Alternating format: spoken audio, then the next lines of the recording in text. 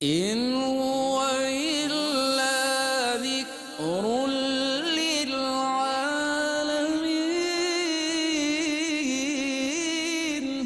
یہ قرآن تو صرف تمام جہان والوں کے لیے نصیحت ہے۔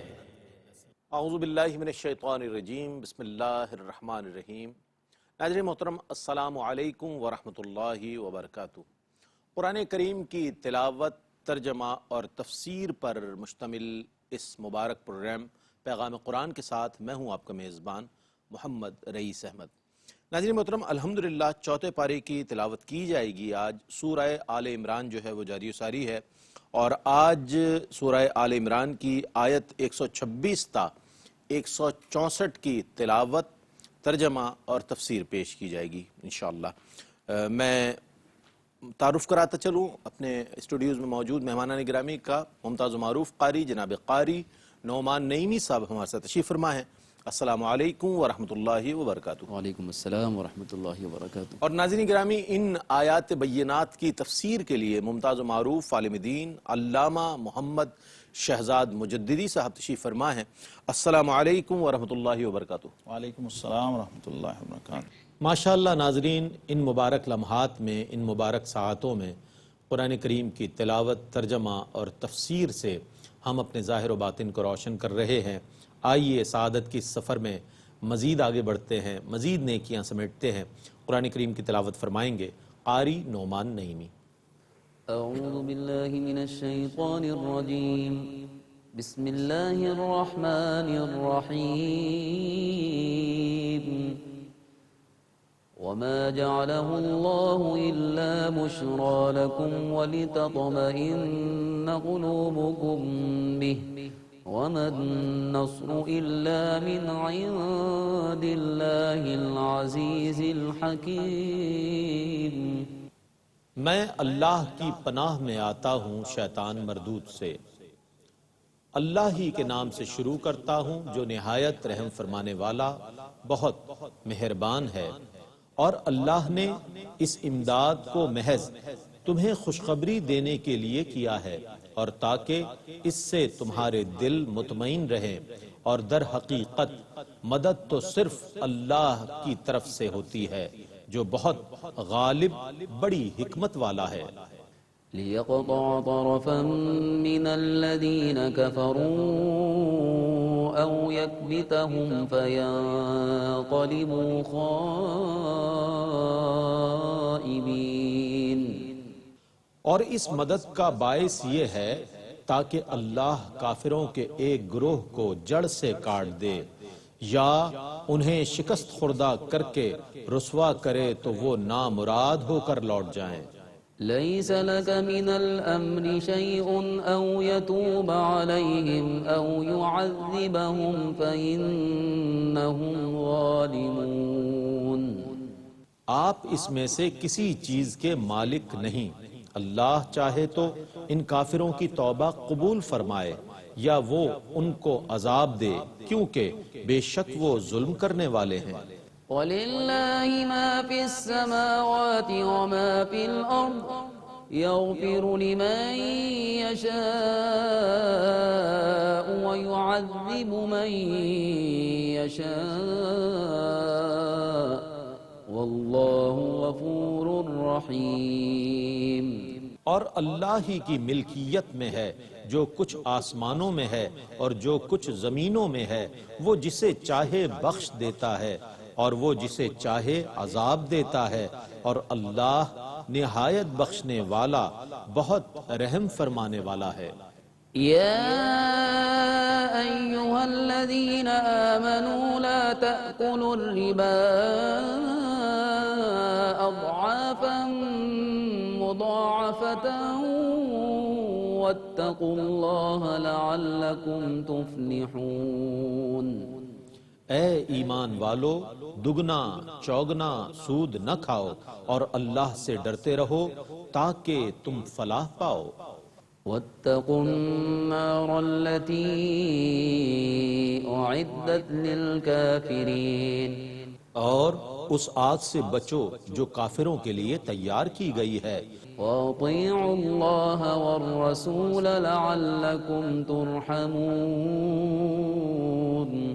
اور اللہ کی اطاعت کرو اور رسول کی تاکہ تم پر رحم کیا جائے۔ وَسَارِعُوا إِلَى مَغْفِرَةٍ مِّن رَّبِّكُمْ وَجَنَّةٍ عَرْضُهَا السَّمَاوَاتُ وَالْأَرْضُ أُعِدَّتْ لِلْمُتَّقِينَ۔ اور اپنے رب کی بخشش اور اس جنت کی طرف جلدی کرو جس کا عرض تمام آسمان اور زمینیں ہیں، جو متقین کے لیے تیار کی گئی ہے۔ الذين ينفقون في السراء والضراء والكاظمين الغيظ والعافين عن الناس والله يحب المحسنين۔ جو لوگ خوشحالی اور تنگ دستی میں خرچ کرتے ہیں اور جو غصہ پینے والے ہیں اور لوگوں کی خطاؤں کو معاف کرنے والے ہیں، اور اللہ نیکی کرنے والوں سے محبت فرماتا ہے۔ والذين إذا فعلوا فاحشة أو ظلموا أنفسهم ذكروا الله فاستغفروا لذنوبهم ومن يغفر الذنوب إلا الله ولم يصروا على ما فعلوا وهم يعلمون۔ اور جن لوگوں نے جب کوئی بے حیائی کا کام کیا یا اپنی جانوں پر ظلم کیا تو انہوں نے اللہ کو یاد کیا اور اپنے گناہوں کی معافی مانگی، اور اللہ کے سوا کون گناہوں کو بخشتا ہے، اور انہوں نے دانستہ ان کاموں پر اصرار نہیں کیا۔ أولئك جزاؤهم مغفرة من ربهم وجنات تجري من تحتها الأنهار خالدين فيها ونعم أجر العاملين۔ ان لوگوں کی جزا ان کے رب کی طرف سے مغفرت ہے، اور ایسی جنتیں باغات ہیں جن کے نیچے دریا بہہ رہے ہیں، وہ ان میں ہمیشہ رہنے والے ہوں گے، اور نیک کام کرنے والوں کی کیا خوب جزا ہے۔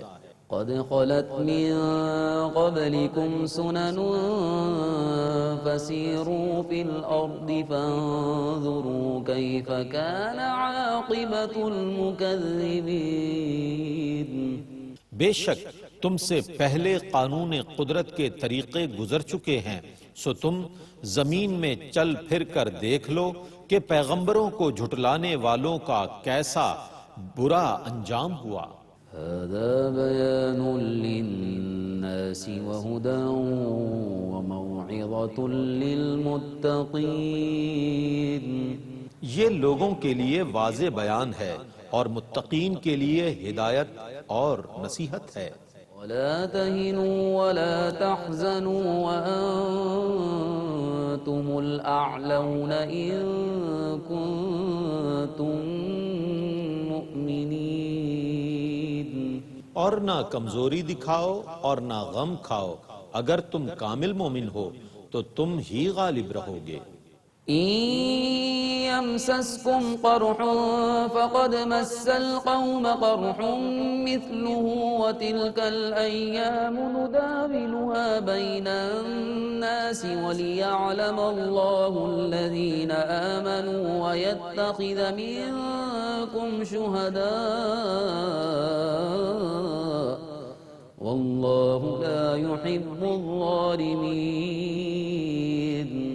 اگر تم زخمی ہوئے ہو تو تمہارے مخالف لوگ بھی اسی طرح زخمی ہوئے ہیں، اور ہم لوگوں کے درمیان ایام کی تنگی اور کشادگی کو گردش دیتے رہتے ہیں تاکہ اللہ ایمان والوں کو چھانٹ کر الگ کر لے اور تم میں سے بعض لوگوں کو مرتبہ شہادت دے، اور اللہ ظلم کرنے والوں کو دوست نہیں رکھتا۔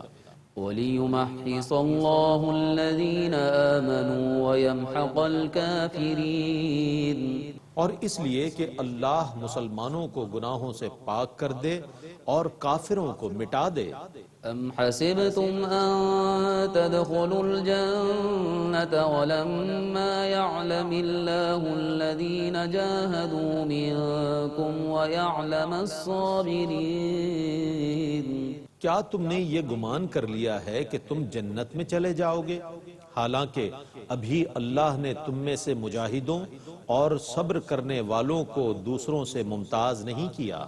وَلَقَدْ كُنْتُمْ تَمَنَّوْنَ الْمَوْتَ مِنْ قَبْلِ أَنْ تَلْقَوْهُ فَقَدْ رَأَيْتُمُوهُ وَأَنْتُمْ تَنْظُرُونَ۔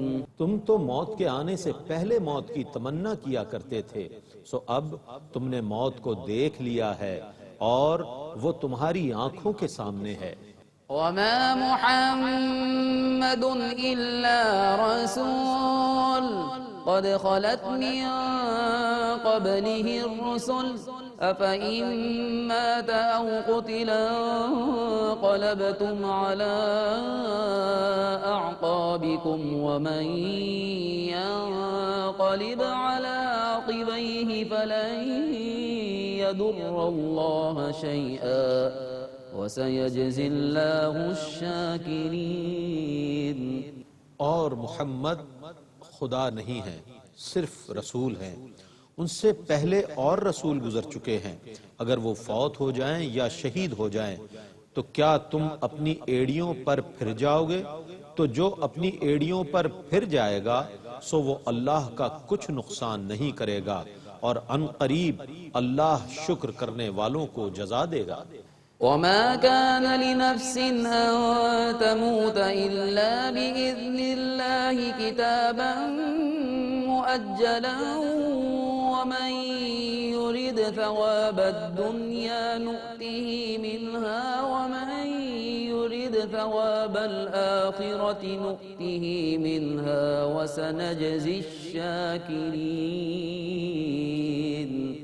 اور کسی شخص کے لیے اللہ کے اذن کے بغیر مرنا ممکن نہیں ہے، سب کی اجل لکھی ہوئی ہے، اور جو دنیا کا صلہ چاہے گا ہم اسے اس میں سے دیں گے، اور جو آخرت کا اجر چاہے گا ہم اسے اس میں سے دیں گے، اور ہم عن قریب شکر کرنے والوں کو جزا دیں گے۔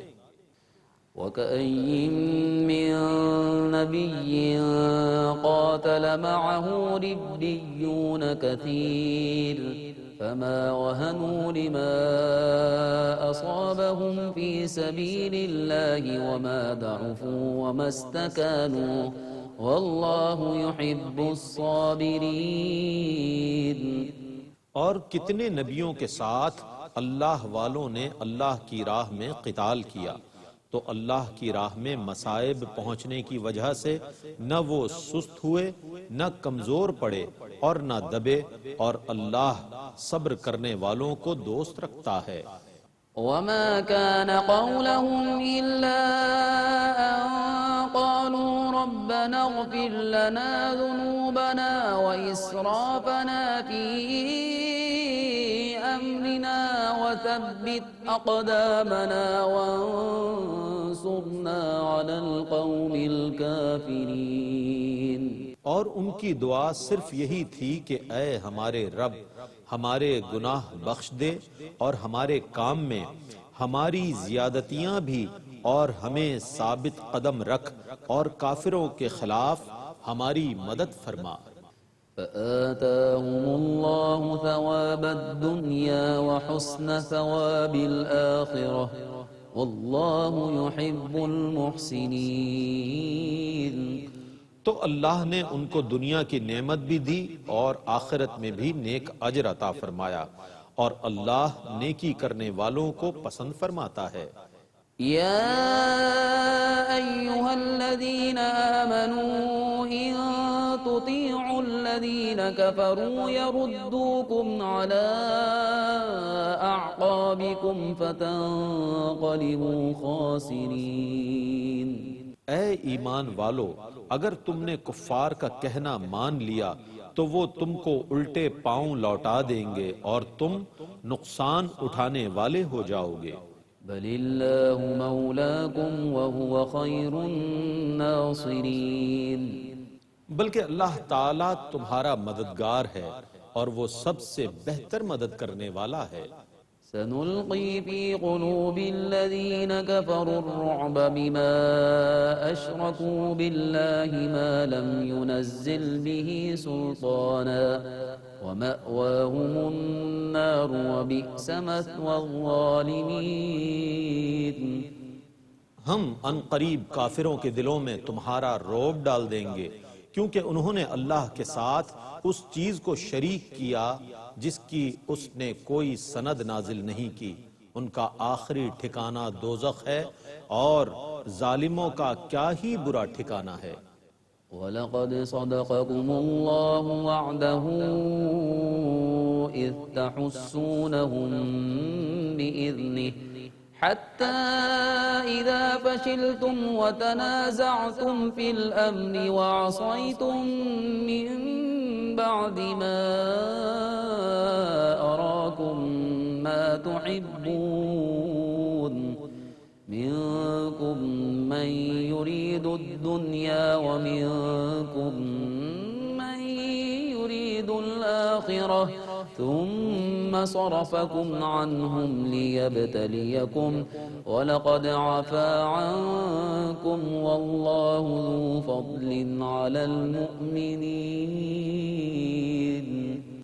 اور بے شک اللہ نے تم سے کیا ہوا وعدہ سچا کر دیا جب تم ابتدا میں اس کے اذن سے ان کافروں کو قتل کر رہے تھے، حتیٰ کہ جب تم نے بزدلی دکھائی اور رسول اللہ کا حکم ماننے میں اختلاف کیا اور اپنی پسندیدہ چیزوں مال غنیمت کو دیکھنے کے بعد تم نے رسول اللہ کی نافرمانی کی۔ تم میں سے بعض دنیا کا ارادہ کر رہے تھے اور بعض آخرت کا ارادہ کر رہے تھے، پھر اللہ نے تم کو ان سے پھیر لیا تاکہ وہ تمہیں آزمائش میں ڈالے، اور بے شک اس نے تم کو معاف کر دیا، اور اللہ ایمان والوں پر بہت فضل کرنے والا ہے۔ إذ تصعدون ولا تلمون على أحد والرسول يدعوكم في أخراكم فأثابكم غما بغم لكي لا تحزنوا على ما فاتكم ولا ما أصابكم واللہ خبیر بما تعملون۔ جب تم چڑھتے جا رہے تھے اور کسی کو پیٹھ پھیر کر نہیں دیکھ رہے تھے اور رسول تمہاری پچھلی جماعت میں کھڑے ہوئے تم کو بلا رہے تھے، تو اللہ نے تمہیں غم بالائے غم میں مبتلا کیا تاکہ مال غنیمت سے محرومی اور اس شکست کی مصیبت پر تم غمزدہ نہ ہو، اور اللہ تمہارے کاموں کی خبر رکھنے والا ہے۔ ثم انزل عليكم من بعد الغم أمنة نعاسا يغشى طائفة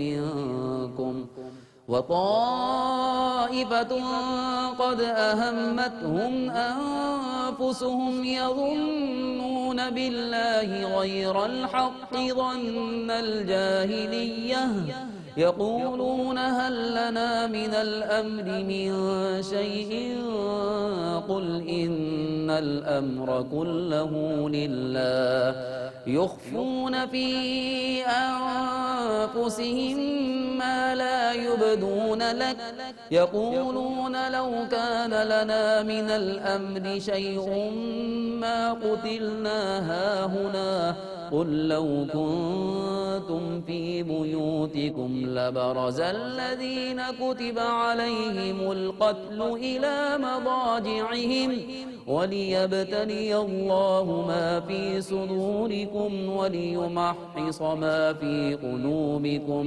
والله عليم بذات الصدور۔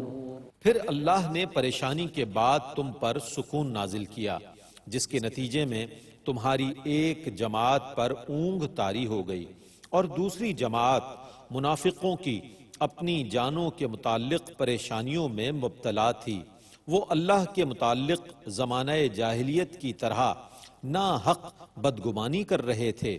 وہ کہہ رہے تھے کیا اس معاملے میں ہمارا بھی کوئی اختیار ہے؟ آپ کہیے بے شک تمام معاملات میں اللہ ہی کا اختیار ہے۔ وہ اپنے دلوں میں ان چیزوں کو چھپاتے تھے جو آپ پر ظاہر نہیں کرتے تھے۔ وہ کہتے تھے کاش ہمارا کچھ اختیار ہوتا تو ہم یہاں قتل نہ کیے جاتے۔ آپ کہیے اگر تم اپنے گھروں میں بھی ہوتے تو جن لوگوں کا قتل کیا جانا مقدر ہو چکا تھا وہ ضرور اپنی قتل گاہوں کی طرف نکل آتے، اور یہ اس لیے ہوا کہ اللہ تمہارے دلوں کی باتوں کو آزمائے، ظاہر کرے، اور تمہارے دلوں کو وسوسوں اور اندیشوں سے صاف کر دے، اور اللہ دلوں کی باتوں کو جاننے والا ہے۔ إن الذين تولوا منكم يوم التقى الجمعان إنما استزلهم الشيطان ببعض ما كسبوا وَلَقَدْ عَفَا اللَّهُ عَنْهُمْ إِنَّ اللَّهَ غَفُورٌ حَلِيمٌ۔ بے شک جس دن دو فوجیں ایک دوسرے کے بالمقابل ہوئی تھی، اس دن جو لوگ تم میں سے پھر گئے تھے ان کے بعض کاموں کی وجہ سے شیطان ہی نے ان کے قدموں کو لغزش دی تھی، اور یقیناً اللہ نے ان کو معاف کر دیا۔ بے شک اللہ بہت بخشنے والا بڑے حلم والا ہے۔ يا أيها الذين آمنوا لا تكونوا كالذين كفروا وقالوا لإخوانهم إذا ضربوا في الأرض أو كانوا غزا لو كانوا عندنا ما ماتوا وما قتلوا ليجعل الله ذلك حسرة في قلوبهم والله يحيي ويميت والله بما تعملون بصير۔ اے ایمان والو، کافروں کی مثل نہ ہو جانا۔ جب ان کے بھائی کسی لڑائی یا سفر میں گئے تو انہوں نے ان کے متعلق کہا کہ اگر وہ ہمارے پاس ہوتے تو نہ مرتے اور نہ قتل کیے جاتے، تاکہ انجام کار اللہ اس قول کو ان کی حسرت کا سبب بنا دے، اور اللہ ہی زندہ کرتا ہے اور موت طاری کرتا ہے، اور اللہ تمہارے سب کاموں کو خوب دیکھنے والا ہے۔ وَلَئِن قُتِلْتُمْ فِي سَبِيلِ اللَّهِ أَوْ مُتُّمْ لَمَغْفِرَةٌ مِّنَ اللَّهِ وَرَحْمَةٌ خَيْرٌ مِّمَّا يَجْمَعُونَ۔ اور اگر تم اللہ کی راہ میں قتل کیے جاؤ یا تم فوت ہو جاؤ تو البتہ اللہ کی مغفرت اور اس کی رحمت ان چیزوں سے بہتر ہے جن کو وہ جمع کرتے ہیں۔ وَلَئِن مُتُّمْ أَوْ قُتِلْتُمْ لَإِلَى اللَّهِ تُحْشَرُونَ۔ اور اگر تم فوت ہو جاؤ یا تم قتل کیے جاؤ تو یقیناً تم اللہ ہی کی طرف جمع کیے جاؤ گے۔ فَبِمَا رَحْمَةٍ مِّنَ اللَّهِ لِنتَ لَهُمْ وَلَوْ كُنتَ فَظًّا غَلِيظَ الْقَلْبِ لَانفَضُّوا مِنْ حَوْلِكَ فاعف عنهم واستغفر لهم وشاورهم في الأمر فإذا عزمت فتوكل على الله إن الله يحب المتوكلين۔ سو اللہ کی عظیم رحمت سے آپ مسلمانوں کے لیے نرم ہو گئے، اور اگر آپ تند خو اور سخت دل ہوتے تو وہ ضرور آپ کے پاس سے بھاگ جاتے۔ تو آپ ان کو معاف کر دیں اور ان کے لیے استغفار کریں، اور اہم کاموں میں ان سے مشورہ لیں، اور جب آپ کسی کام کا عزم کر لیں تو اللہ پر توکل کریں۔ بے شک اللہ توکل کرنے والوں کو محبوب رکھتا ہے۔ إن ينصركم الله فلا غالب لكم وإن يخذلكم فمن ذا الذي ينصركم من بعده وعلى الله فليتوكل المؤمنون۔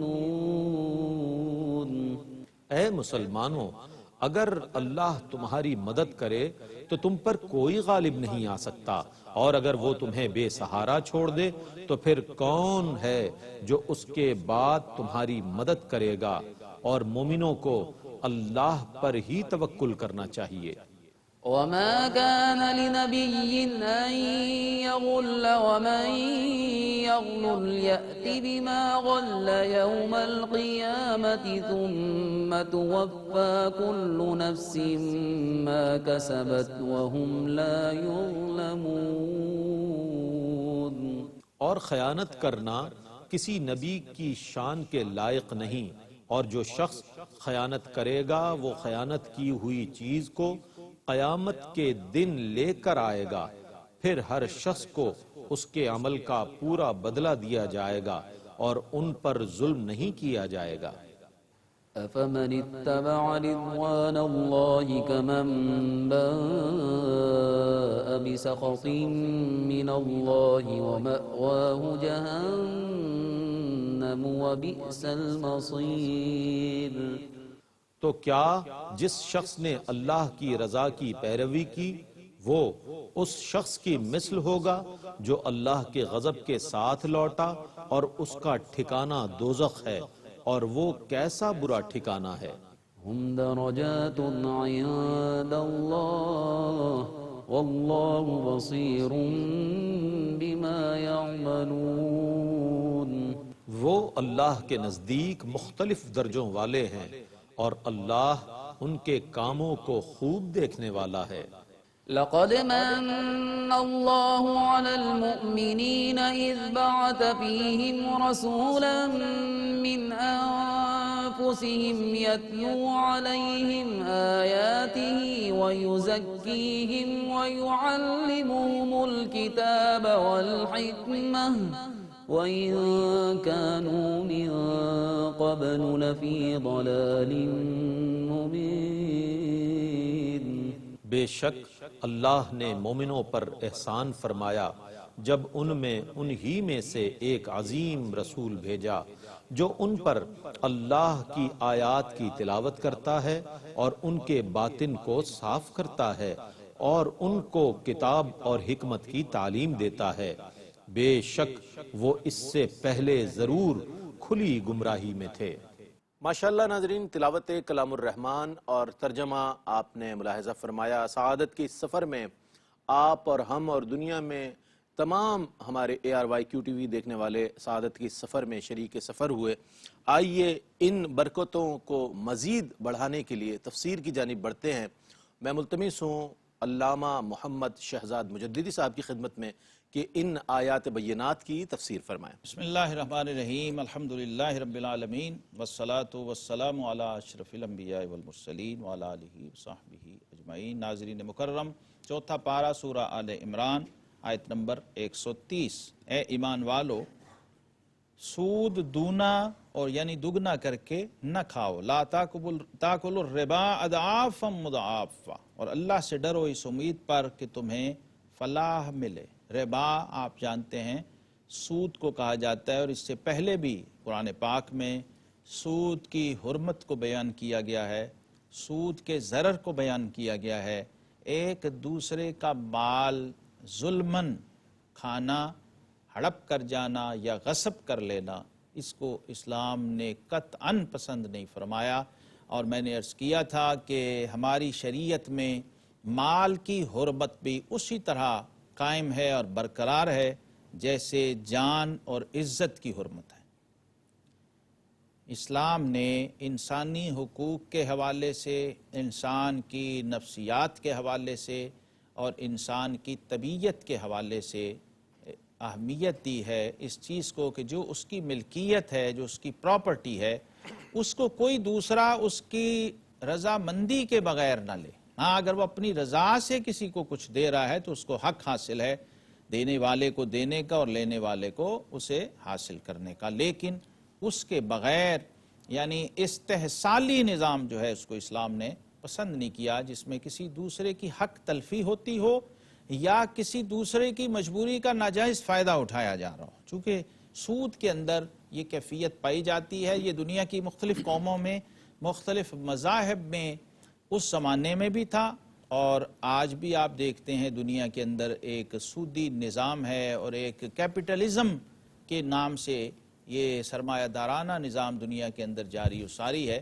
علامہ پھر مجھے یاد آئے، انہوں نے کہا تھا کہ فرنگ کی رگے جہاں پنجہ یہود میں ہے، تو یہ جو یہود مدینہ تھے ان کا بہت بڑا سورس آف انکم جو ہے وہ یہی نظام سود تھا، سود پر مال لینا، سود پر مال دینا، یہ ان کا ایک مستقل ذریعہ معاش تھا۔ اسلام نے اس کو سخت ناپسند فرمایا اور اللہ اور اس کے رسول صلی اللہ علیہ وسلم کے ساتھ اس کو جنگ قرار دیا۔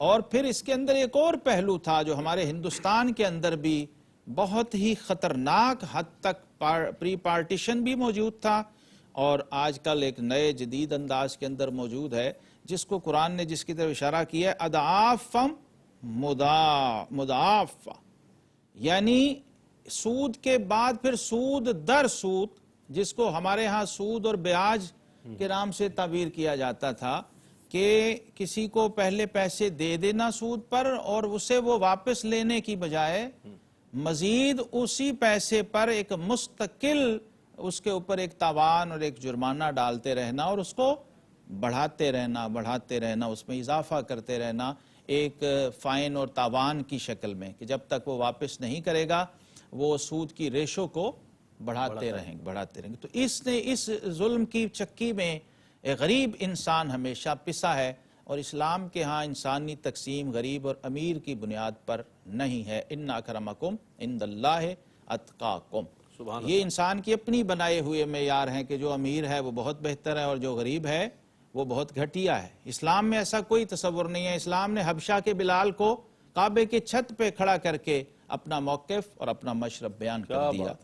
اسلام کے ہاں یہ اس نظر سے دیکھا جاتا ہے کہ ایک ہی صف میں کھڑے ہو گئے محمود و ایاز، نہ کوئی بندہ رہا نہ کوئی بندہ نواز۔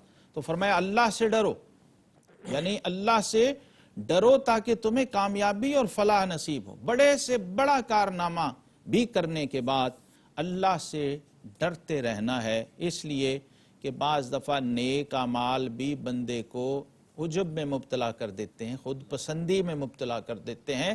تو اسلام ہمیں یہ سمجھا رہا ہے کہ نیکی کی توفیق بھی تمہارا کمال نہیں ہے، ہماری توفیق۔ اللہ اس لیے اس کا کریڈٹ بھی حقیقی معنوں میں معبود ہی کو جاتا ہے کہ اس نے تمہیں توفیق دی تو تم اس قابل ہوئے کہ دینی اور دنیاوی اعتبار سے کوئی اچھا کام کر سکو۔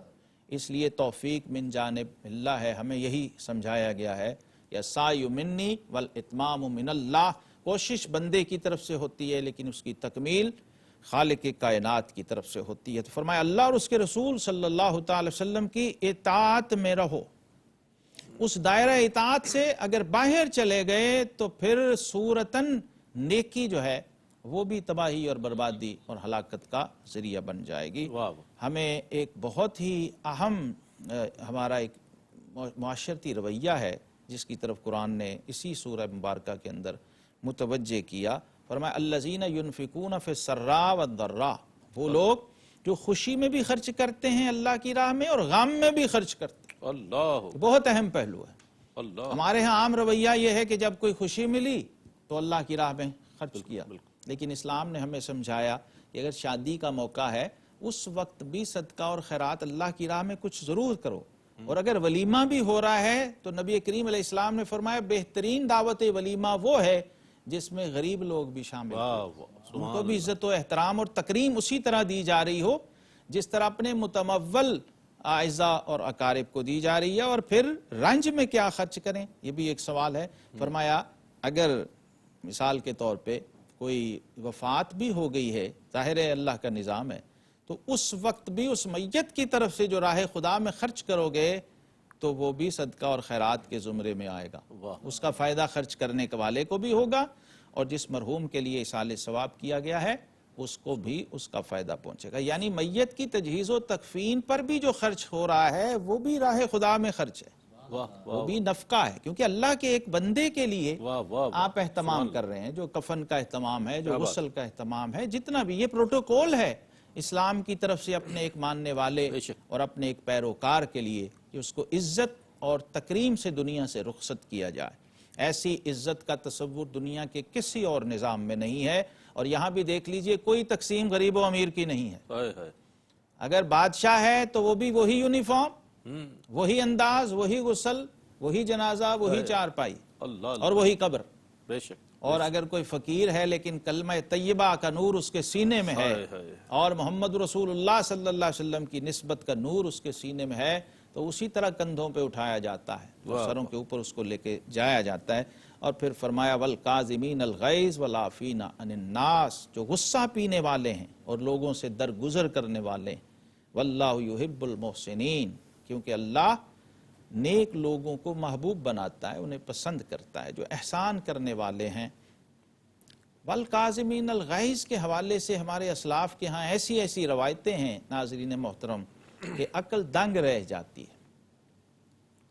حضرت سیدنا عثمان غنی رضی اللہ تعالیٰ عنہ، سیدنا امام زین العابدین رضی اللہ تعالیٰ عنہ اور کئی تابعین سے یہ روایت منقول و مروی ہے کہ آپ تشریف فرما تھے، مہمان آئے ہوئے تھے اور ایک خادمہ، ایک کنیز، وہ کچھ گرم کر کے کوئی چیز طعام کی شکل میں کھانے کے لیے، کوئی بھنی ہوئی گوشت کی کوئی ران یا کوئی ایسی چیز سلاخ کے اوپر لگا کے وہ لے کے آ رہی تھی، تو اچانک اس کے ہاتھ سے وہ گر گیا مہمان کے اوپر۔ اب میزبان ظاہر ہے وزاداری کے بہت خلاف اور ان کی طبیعت پہ بہت گراں گزرا کہ ہمارے مہمان کو اذیت ہوئی، تکلیف ہوئی، اور بینرز کے بھی خلاف تھا، تو شدید جلال اور غصے میں آ گئے۔ تو اس زمانے کی جو خدام تھے، کنیزیں تھیں، ان کی تربیت دیکھیے کیسی تھی۔ جب اپنے آقا کو جلال میں دیکھا تو یہ آیت پڑھی والکاظمین الغیظ، غصے کو قابو کرنے والے، غصہ پی جانے والے، تو فوراً ان کا چہرہ سپاٹ اور نارمل ہو گیا۔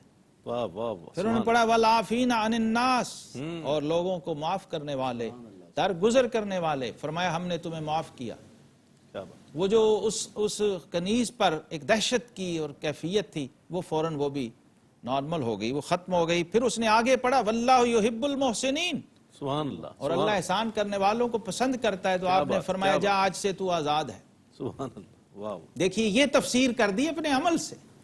کچھ آیتیں ہیں اور کچھ مقامات ایسے ہیں جس کی تفسیر ہمیں لفظوں کی شکل میں سمجھ نہیں آتی، بلکہ ہمارے اسلاف کے اعمال سے اور ان کے کردار سے سمجھ آتی ہے۔ اصل میں یہ آیت کیا کہہ رہی ہے اور کیا چاہ رہی ہے۔ اتنے بڑے بڑے معاملات میں بھی ہمارے بزرگوں نے ایسے مظاہرے فرمائے ہیں، چاہے جائے کہ چھوٹی چھوٹی باتوں پر ہم فتنہ کھڑا کر دیں اور طوفان مچا دیں گھروں میں۔ ہمیں تربیت دی جا رہی ہے اپنے حواس کو کنٹرول رکھنے کی، اور اللہ کا محبوب اور پسندیدہ عمل ہے۔ پھر آگے چلیے تو فرمایا والذین اذا فعلوا فاحشۃ، یہ اسلام کی وہ گہرائی ہے اور وہ گہرائی ہے کہ اپنے ماننے والوں کو کسی حال میں بھی تنہا نہیں چھوڑا۔ معلوم ہے کہ انسان نسیان سے ہے اور یہ بھول جاتا ہے اور یہ غلطی کرے گا، الانسان مرکب من الخطاء والنسیان ہے، یہ بنا ہی بھول چوک کا ہوا ہے تو غلطی کا مرتکب ہوگا۔ اللہ رب العزت نے گناہ سے پہلے توبہ کا دروازہ بنایا۔ اللہ بندے نے ابھی گناہ کیا نہیں ہے، ہائے ہائے، توبہ کا دروازہ پہلے تیار ہے۔ واہ واہ، یہ اللہ کا نظام رحمت ہے۔ بے شک بے شک۔ اور فرمایا گیا سبقت رحمتی علی غضبی، میری رحمت ہمیشہ میرے غضب پر غالب ہے۔ اس لیے پہلے بتایا، پہلے ارینج کیا کہ جب کہیں کوئی کوتاہی، کوئی بے حیائی کر بیٹھے، جس کو تعبیر کیا ہے قرآن نے اپنی ہی جان پر ظلم کرنے سے۔ یہ بھی بہت اہم پہلو ہے سمجھنے کے لیے کہ اصل میں جو شخص گناہ کر رہا ہے وہ کسی کا کچھ بگاڑ نہیں رہا، وہ اپنی ہی جان پر ظلم کر رہا، وہ اپنی ہی ہلاکت اور تباہی کا سامان کر رہا ہے، ظاہری طور پہ بھی، باطنی طور پہ بھی، دنیاوی طور پہ بھی اور اخروی طور پہ بھی۔ اس لیے ہمیں پہلے سے قرآن نے متنبہ کیا اور متوجہ کیا، مرض کی تشخیص بھی فرما دی، پھر اس کا علاج بھی تجویز کیا فرما کہنے، کیا فرمایا اگر کہنے۔ اپنی واہ جان واہ پہ واہ۔ ظلم کر بیٹھے تو پھر کیا کرے؟ دیکھیے نسخہ، ذکر اللہ، مومن کی نشانی۔ اللہ اکبر، اللہ اکبر۔ شیطان اسے مایوس کرے گا، نا امیدی میں مبتلا کرے گا، فرمایا یہ فوراً اپنے رب کی طرف متوجہ ہو، سبحان اللہ، اللہ کو یاد کرے۔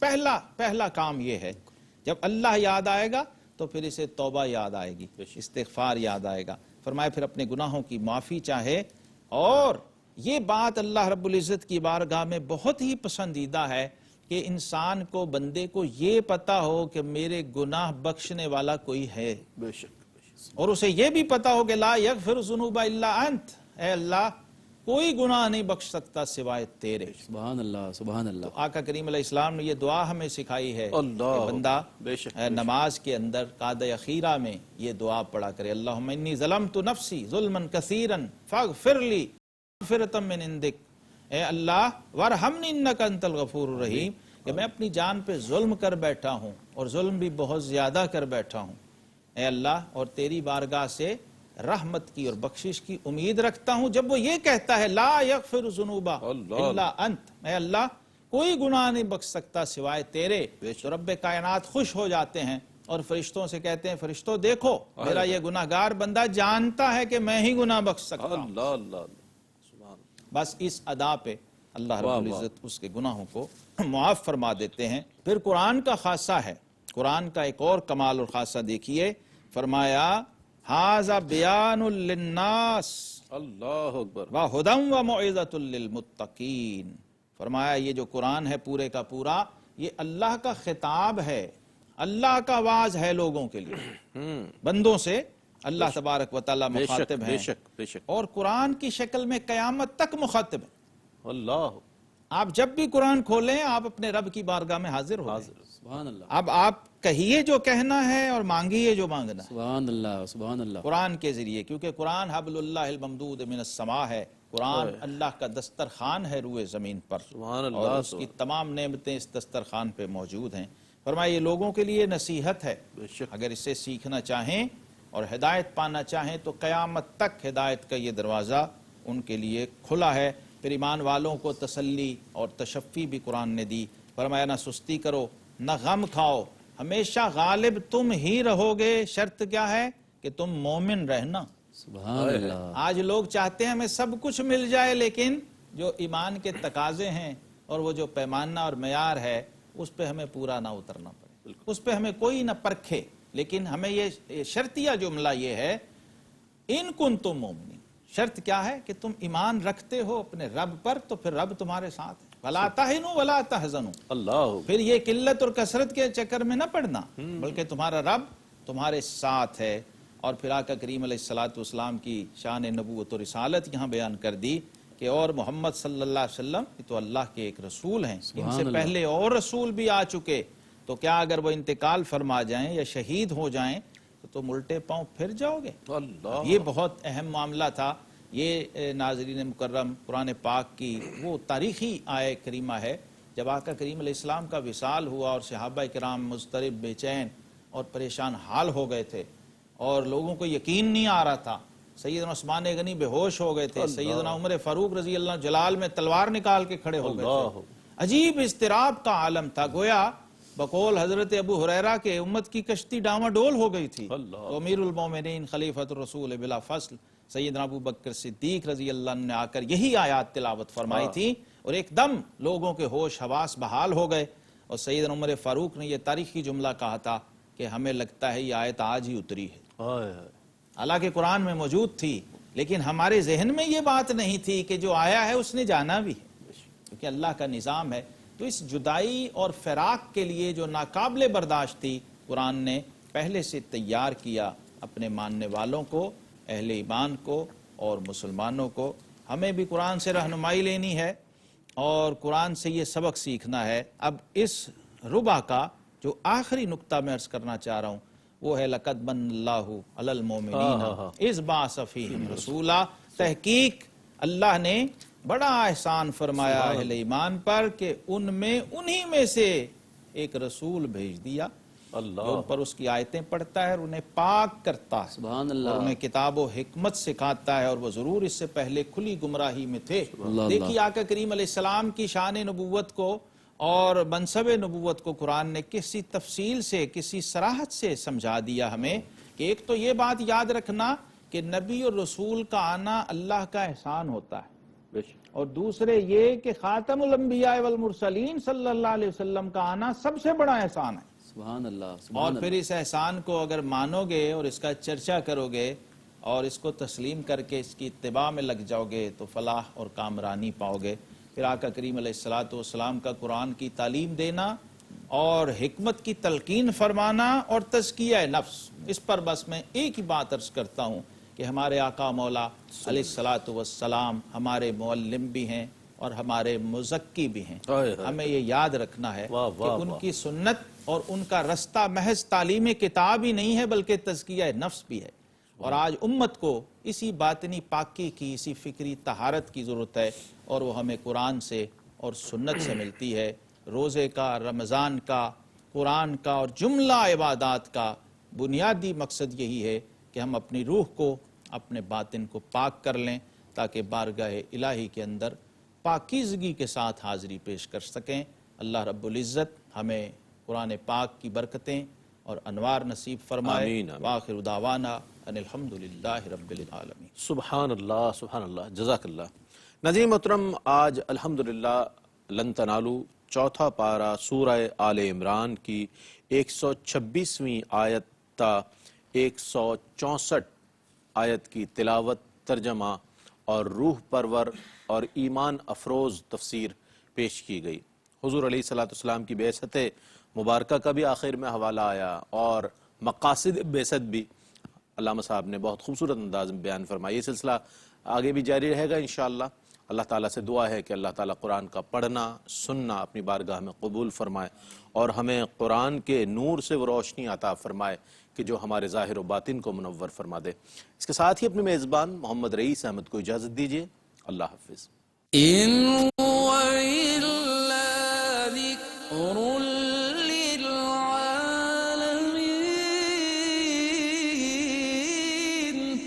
یہ قرآن تو صرف تمام